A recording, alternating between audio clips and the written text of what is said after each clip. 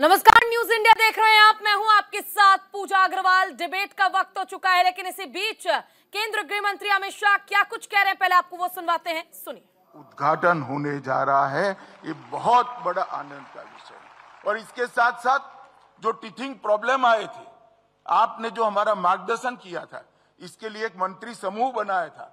मंत्री समूह ने पूरे टीथिंग प्रॉब्लम का अभ्यास कर योजना को थोड़ा, बहुत ज्यादा नहीं मगर थोड़ा रिवाइव भी किया है। और आज 500 गोडाउन का, 500 पैक्स के गोडाउन का भूमि पूजन भी आपके हाथ से हो रहा है। तो 511 गोडाउनों का काम एक प्रकार से आज चालू होगा।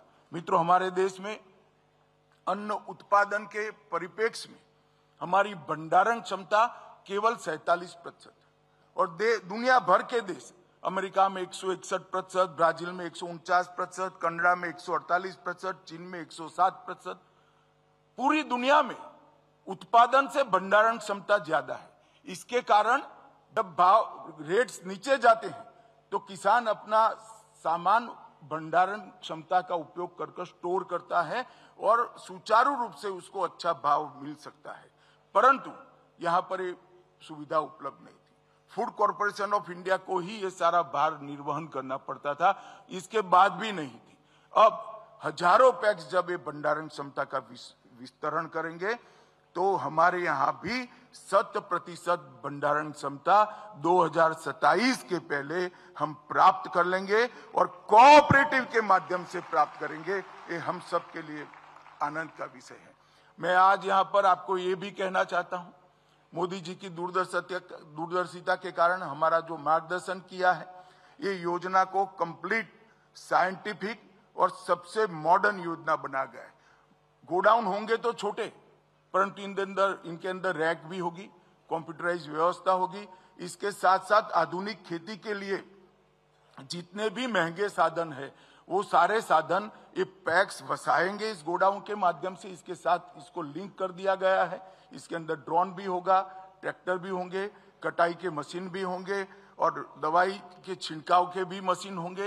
ये सारी चीजों को किसानों को किराए से उपलब्ध करने की योजना भी इसके साथ समाहित कर ली गई है। तो एक प्रकार से किसान की सारी आधुनिक खेती की व्यवस्थाओं को कंप्लीट रिक्वायरमेंट एक ही जगह से पैक्स से समाप्त हो जाए, इस प्रकार की रचना करी है। और इसके कारण किसान और पैक्स का रिश्ता भी गाढ़ा होगा, पैक्स वायबल भी होंगे और आने वाले दिनों में हमारी खेती को, हमारी कृषि को आधुनिक बनाने का भी काम होगा।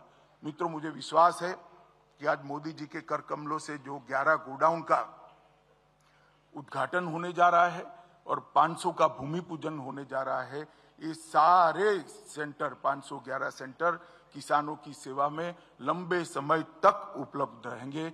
फिर से एक बार मैं आज देश भर में ऑनलाइन जुड़े हुए लाखों किसान, कई पैक्स, 35,000 से ज्यादा पैक्स जुड़े हैं, 1 लाख से ज्यादा सीएससी जुड़े हैं और देश भर का सहकारिता का नेतृत्व आज इस सभागार के अंदर उपस्थित है। सहकारिता मंत्री भी उपस्थित है। सबकी ओर से प्रधानमंत्री जी का हृदय से धन्यवाद करता हूं और हमारे क्षेत्र को नए प्राण फूंकने के लिए आपका बहुत बहुत धन्यवाद। करोड़ों किसानों की ओर से भी आपका बहुत बहुत धन्यवाद।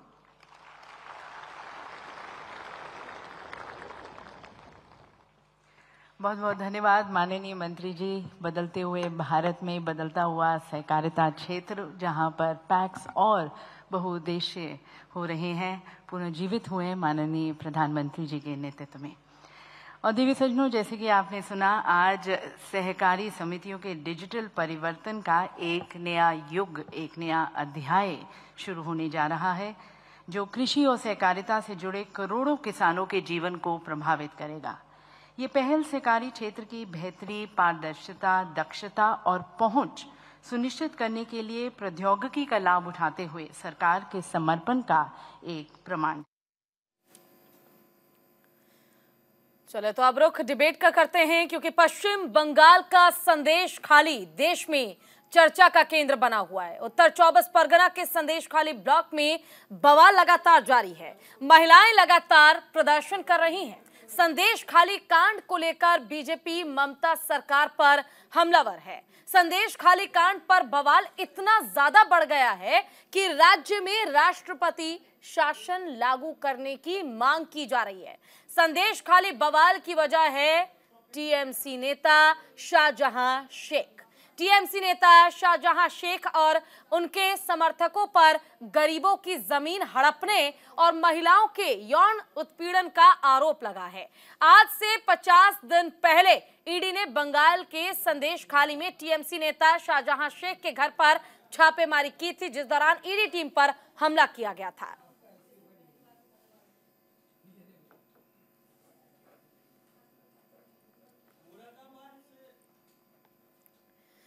तो देखिए, इसी बीच राहुल गांधी अपनी भारत जोड़ो न्याय यात्रा लेकर मुरादाबाद पहुंच चुके हैं। उत्तर प्रदेश में उनकी यात्रा चल रही है और सबसे खास बात आज ये है, तस्वीरें हम आपको दिखाएंगे जिसमें आज राहुल गांधी के साथ साथ उनकी बहन प्रियंका गांधी भी सपोर्ट सिस्टम के तौर पर उनके साथ मौजूद है। ये भव्य रैली आप देखें किस तरह से राहुल गांधी की भारत जोड़ो न्याय यात्रा निकल रही है और इसमें भी पूरा सहयोग, पूरा सपोर्ट आम जनता का राहुल गांधी को मिलता नजर आ रहा है। सबसे बड़ी बात देखिए, प्रियंका गांधी वाड्रा जो कि राहुल गांधी की बहन, जिन्होंने बिगड़ते खेल को भी संभाल लिया है, जिन्होंने आम आदमी पार्टी के साथ ही नहीं बल्कि कांग्रेस के साथ भी किस तरह से अखिलेश यादव का गठजोड़ तैयार किया है, समाजवादी पार्टी का गठजोड़ तैयार किया है और उत्तर प्रदेश की 80 लोकसभा सीटों को लेकर अब लोकसभा चुनाव की तैयारी शुरू की है।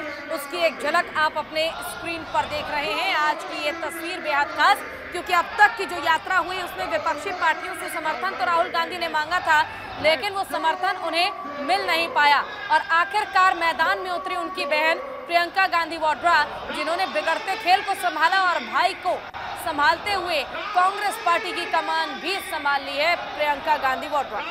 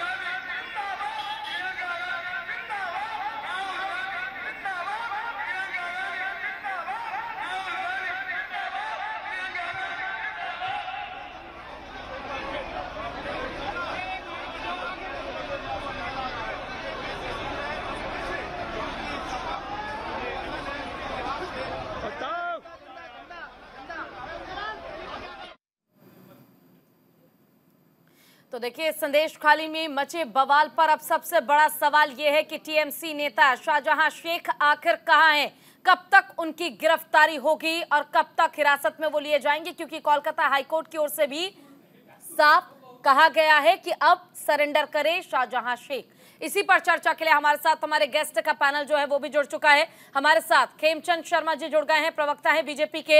रुद्र प्रताप सिंह जी राजनीतिक विश्लेषक है, हमारे साथ जुड़ गए हैं। अमिताभ कुमार वरिष्ठ पत्रकार है, हमारे साथ जुड़ गए हैं। साथ ही मलिक जावेद अंसारी प्रवक्ता हैं कांग्रेस के, हमारे साथ जुड़ गए हैं। आप सभी का सबसे पहले तो न्यूज इंडिया पर स्वागत करना चाहूंगी और शुरुआत खेमचंद जी आपके साथ ही करना चाहूंगी। देखिए, इस वक्त पूरे देश में संदेश खाली का जिक्र है, साथ ही जो विलन है शाहजहां शेख उनको लेकर भी जिक्र किया जा रहा है कि आखिर कब तक होगी गिरफ्तारी, कब भेजे जाएंगे सलाखों के पीछे। और साथ ही आरोप यह भी है कि टीएमसी नेता जो है, खासकर ममता बनर्जी, वो पूरा सपोर्ट दे रही है शाहजहां शेख को।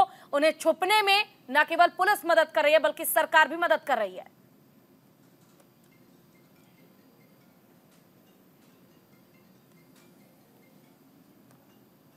खेमचंद जी नमस्कार।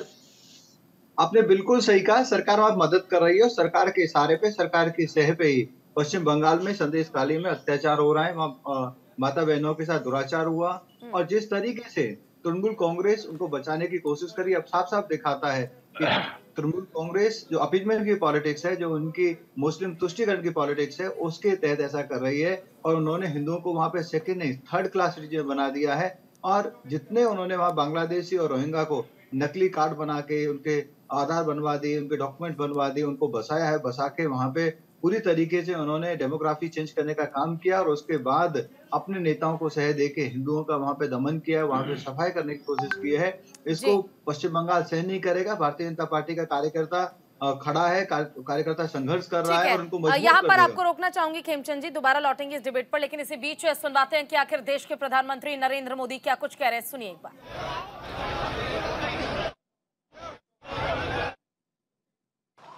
आज हम और आगे बढ़ रहे हैं। खेती और किसानी की नींव को मजबूत करने में सहकारिता की शक्ति की बहुत बड़ी भूमिका है। इस सोच के साथ हमने अलग सहकारिता मंत्रालय का गठन किया और अब इसी सोच के साथ आज का एक कार्यक्रम हो रहा है। आज हमने अपने किसानों के लिए दुनिया की सबसे बड़ी स्टोरेज स्कीम या भंडारण स्कीम शुरू की है। इसके तहत देश के कोने कोने में हजारों वेयर हाउसेज बनाए जाएंगे, हजारों गोदाम बनाए जाएंगे। आज 18,000 पैक्स के कंप्यूटराइजेशन का बड़ा काम भी पूरा हुआ है। ये सभी काम देश में कृषि इंफ्रास्ट्रक्चर को नया विस्तार देंगे, कृषि को आधुनिक टेक्नोलॉजी से जोड़ेंगे। मैं आप सभी को इन महत्वपूर्ण और दूरगामी परिणाम लाने वाले कार्यक्रमों के लिए बहुत बहुत बधाई देता हूं, अनेक अनेक शुभकामनाएं देता हूं। साथियों, सहकारिता भारत के लिए बहुत प्राचीन व्यवस्था है।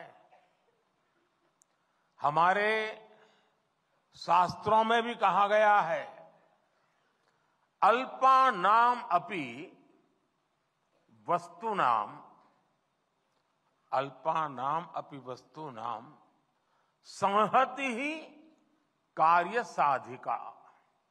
अर्थात छोटी छोटी वस्तुएं, थोड़े थोड़े संसाधन भी सब साथ जोड़ दिए जाते हैं तो उनसे बड़े कार्य सिद्ध हो जाते हैं। प्राचीन ग्राम अर्थव्यवस्था में सहकार की यही स्वतः स्फूर्त व्यवस्था काम करती रही है। सहकार ही हमारे आत्मनिर्भर समाज का आधार हुआ करती थी। सहकारिता केवल व्यवस्था नहीं है, सहकारिता एक भावना है, सहकारिता एक स्पिरिट है। सहकारिता की ये स्पिरिट कई बार व्यवस्थाओं और संसाधनों की सीमाओं से परे आश्चर्यजनक परिणाम देते हैं।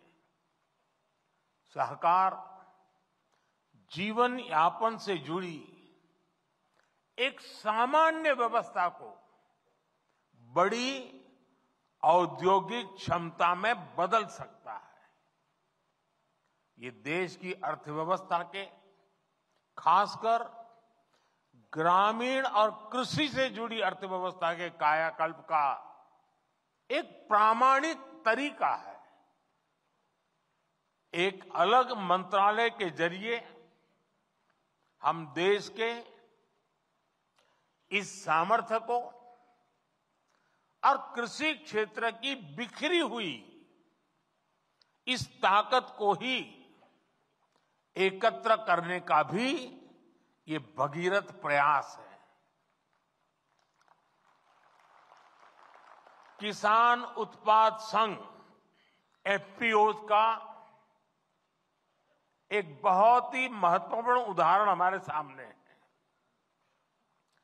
एफपीओ के माध्यम से आज गांव के छोटे किसान भी उद्यमी बन रहे हैं, अपने उत्पादों को विदेशों तक निर्यात कर रहे हैं। हमने देश में 10,000 एफपीओ बनाने का लक्ष्य रखा था।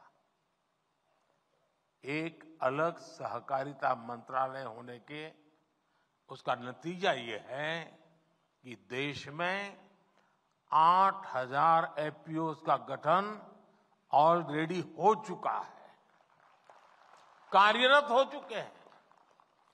कई एफपीओ की सक्सेस स्टोरी की चर्चा आज देश के बाहर भी हो रही है।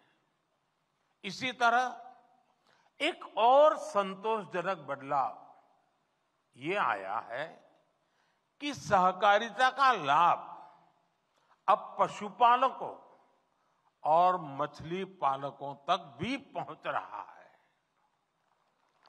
मछली पालन में आज 25,000 से ज्यादा सहकारी इकाइयां काम कर रही हैं। आने वाले 5 वर्षों में सरकार का लक्ष्य 2 लाख सहकारी समितियां बनाने का है और इनमें एक बड़ी संख्या फिशरीज सेक्टर की सहकारी समितियों की भी होने जा रही है। साथियों, सहकारिता की ताकत क्या होती है? गुजरात में मुख्यमंत्री के रूप में मैंने इस ताकत को अनुभव किया है। गुजरात में अमूल की सफलता की गाथा आज पूरी दुनिया जानती है। हम सब दुनिया भर के बाजार में पहुंच चुके लिज्जत पापड़ के बारे में भी जानते हैं। इन सभी आंदोलनों को मुख्य रूप से देश की महिलाओं ने ही लीड किया है। आज देश में भी डेयरी और कृषि में सहकार से किसान जुड़े हैं। उनमें करोड़ों की संख्या में महिलाएं ही हैं। महिलाओं के इसी सामर्थ्य को देखते हुए सरकार ने भी सहकार से जुड़ी नीतियों में उन्हें प्राथमिकता दी है। आप जानते हैं कि हाल में ही multi state cooperative society act में सुधार लाया गया है। इसके तहत मल्टी स्टेट कोऑपरेटिव सोसाइटी के बोर्ड में महिला डायरेक्टर्स होना अनिवार्य कर दिया गया है। हमारे देश में संसद में अगर नारी शक्ति वंदन अधिनियम पास होता है तो बहुत चर्चा होती है, लेकिन ये उतनी ही ताकत वाला बड़ा महत्वपूर्ण कानून हमने बनाया है, लेकिन बहुत कम लोग उसकी चर्चा करते हैं। साथियों, सहकारिता किसान की व्यक्तिगत समस्याओं का कैसे सामूहिक शक्ति से समाधान करती हैं, भंडारण भी इसका एक बड़ा उदाहरण है। हमारे यहां भंडारण से जुड़े इंफ्रास्ट्रक्चर के अभाव में किसानों को बहुत नुकसान उठाना पड़ता था। पिछली सरकारों ने कभी इस जरूरत पर उतना ध्यान ही नहीं दिया, लेकिन आज सहकारी समितियों के जरिए इस समस्या का हल किया जा रहा है। दुनिया की, ये अपने आप में बहुत बड़ी बात है, दुनिया की सबसे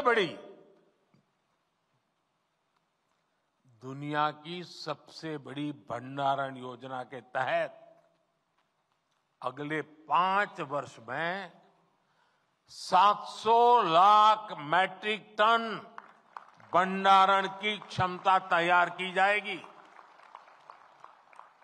इस अभियान में 1.25 लाख करोड़ रुपए से ज्यादा का खर्च आएगा। इस योजना के पूरा होने पर हमारे किसान अपने उत्पादों को अपनी जरूरत के मुताबिक भंडारण में रख करके स्टोर कर पाएंगे।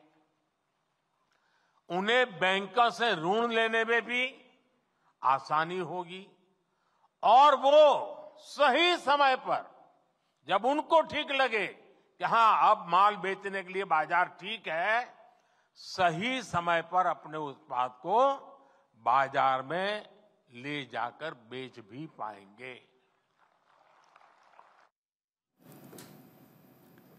और यहां फिलहाल वक्त छोटे से ब्रेक का है, जल्द लौटेंगे ब्रेक के बाद।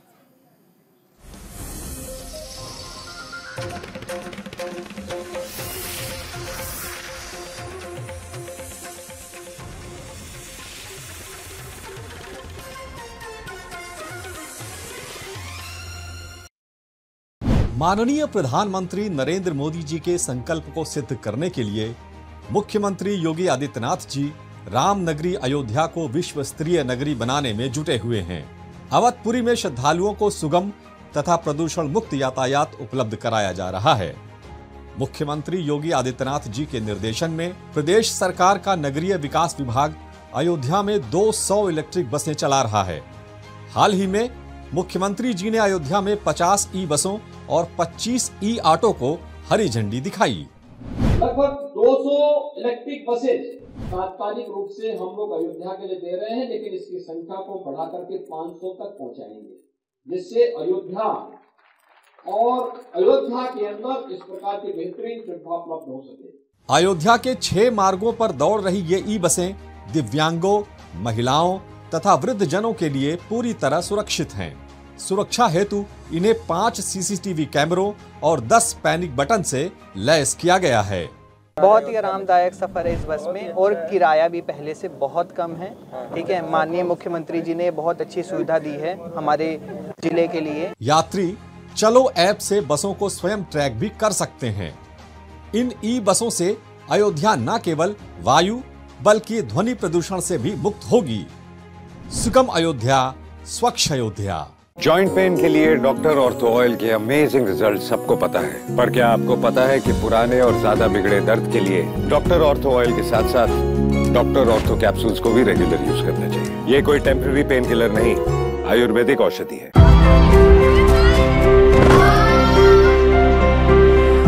माँ हमें दुनिया की काली नजर से बचाती है।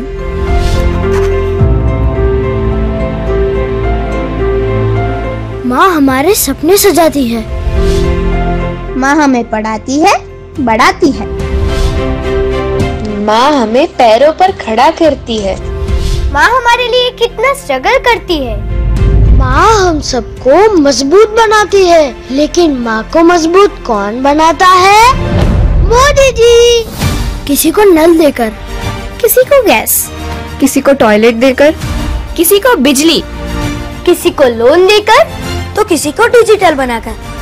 मेरी माँ मजबूत तो भारत माँ मजबूत, ये मोदी सरकार की गारंटी है। थैंक यू मोदी जी।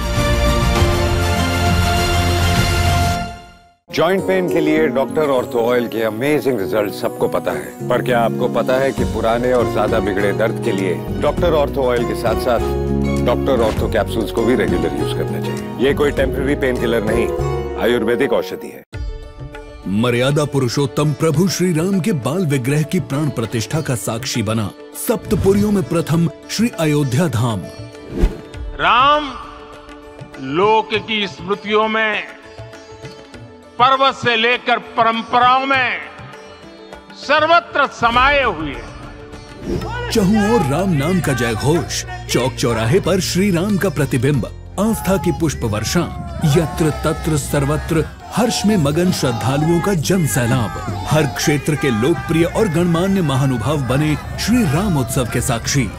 विश्व स्तरीय एयरपोर्ट, रेलवे स्टेशन, उच्च श्रेणी की ट्रेनों, बेहतर सड़कों एवं लो राइज ईवी बसों ने बनाया सुगम।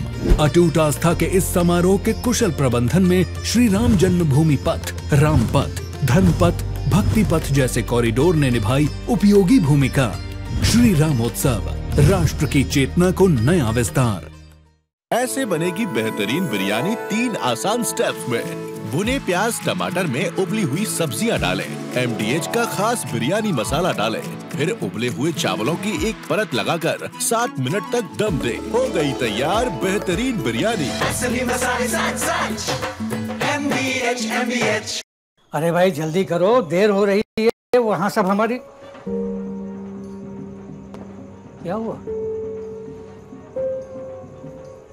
अरे भाई तुम्हें तो खुश होना चाहिए, अब औदा जो बढ़ने वाला है बहू के आने से। खुशी के आंसू है, बहू अपने खुद के घर में जो आ रही है। मेरा तो ना सपना ही पूरा हो गया। लेकिन सिर्फ अपना नहीं, हमारे जैसे 4 करोड़ परिवारों का घर का सपना पूरा हो गया है। और गारंटी है अब हमारे देश में हर किसी के सर पर छत होगी। क्या गारंटी दे रहे बाबा? मोदी की गारंटी। मुसीबतों की छुट्टी, मोदी की गारंटी, ओ मोदी की गारंटी। आप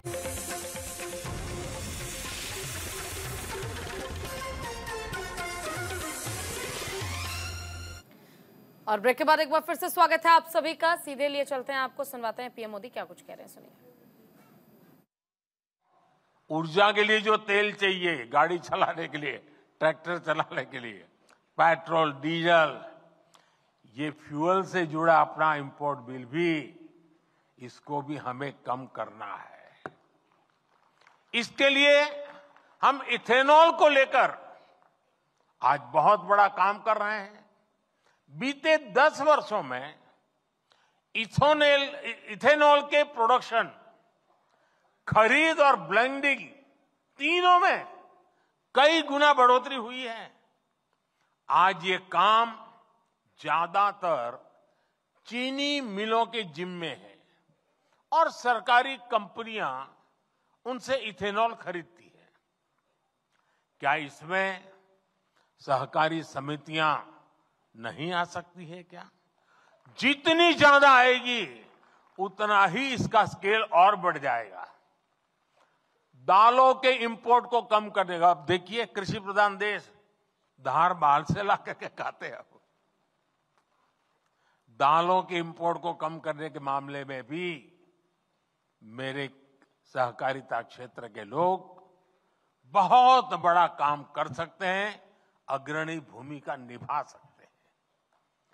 मैन्युफैक्चरिंग से जुड़े भी अनेक छोटे छोटे सामान है जो हम सभी इंपोर्ट करते हैं, लेकिन कोऑपरेटिव्स की मदद से हम उन्हें देश में ही बना सकते हैं। साथियों, आज प्राकृतिक खेती पर हम बहुत बल दे रहे हैं। इसमें भी कोऑपरेटिव्स बहुत बड़ी भूमिका निभा सकते हैं। अन्नदाता को ऊर्जादाता और अन्नदाता को उर्वरक दाता बनाने में भी कोऑपरेटिव की बहुत बड़ी भूमिका है। अगर कोऑपरेटिव उसमें हाथ लगा दें, एकदम तेजी से परिणाम आ जाएगा। अब देखिए, रूफटॉप सोलर हो या फिर खेत की मेड़ पर छोटे छोटे सोलर पैनल लगाने हो, इसमें 50-100 किसान इकट्ठे होकर के एक सहकारी संस्था बना दे, मेट के ऊपर सोलर पैनल लगा दे और वो सहकारी संस्था बिजली पैदा करे, बिजली बेचे, किसान को भी बेचे, सरकार को भी बेचे, आसानी से सहकारी संस्थाएं काम कर सकती है। आजकल हम देख रहे हैं कि गोवर्धन योजना में बड़ी बड़ी मल्टीनेशनल कंपनियां आ रही हैं। ये ऊर्जा का बहुत बड़ा स्रोत बनने जा रहा है। क्या कोऑपरेटिव्स को इसमें पीछे रहना चाहिए क्या?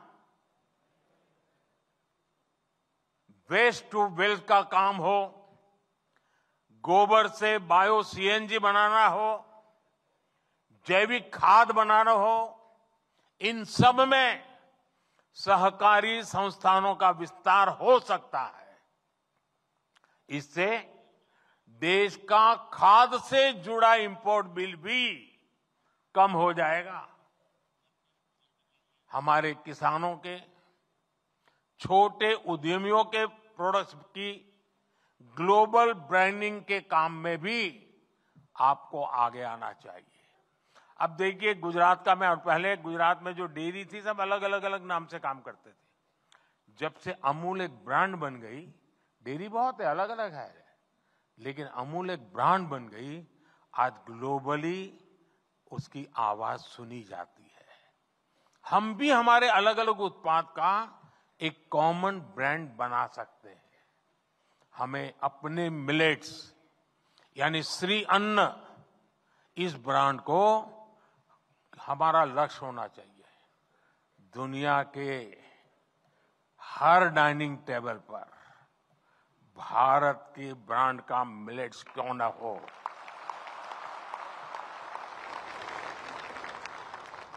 इसके लिए कोऑपरेटिव्स को एक व्यापक एक्शन प्लान बना करके आगे आना चाहिए। साथियों, गांव की आय बढ़ाने में सहकारिता का बहुत बड़ा योगदान हो सकता है। हमने तो डेयरी सेक्टर में एक स्पष्ट बदलाव होते हुए देखा है। अभी पिछले 3 दिन से मैं कहीं न कहीं सहकारी क्षेत्र कार्यक्रम में ही रहता हूं। पहले गया अहमदाबाद में, अमूल के 50 साल हुए थे। फिर कल बनारस में था, काशी में, वहां बनारस डेयरी का उद्घाटन किया था। बनारस का अनुभव है कि वहां डेयरी सहकारिता का आने से बहनों की, पशुपालकों की आय एकदम तेजी से बढ़ रही है। सहकारिता बढ़ने से एक और क्षेत्र में प्रवेश हुआ है। मैंने गुजरात के सहकारिता क्षेत्र के लोगों से आग्रह किया था कि आप शहद की दुनिया में आइए। हमने श्वेत क्रांति की, अब हम स्वीट क्रांति करें। और शहद के क्षेत्र में हमारे लोग आगे आए। शहद सेक्टर को किसान आज कितना लाभ उठा रहा है, ये भी आप जानते हैं। पिछले 10 वर्षों में शहद उत्पादन 75,000 मैट्रिक टन से बढ़कर अब लगभग 1.5 लाख मैट्रिक टन पहुंच चुका है। वक्त छोड़ से ब्रेक का, जल्द लौटेंगे।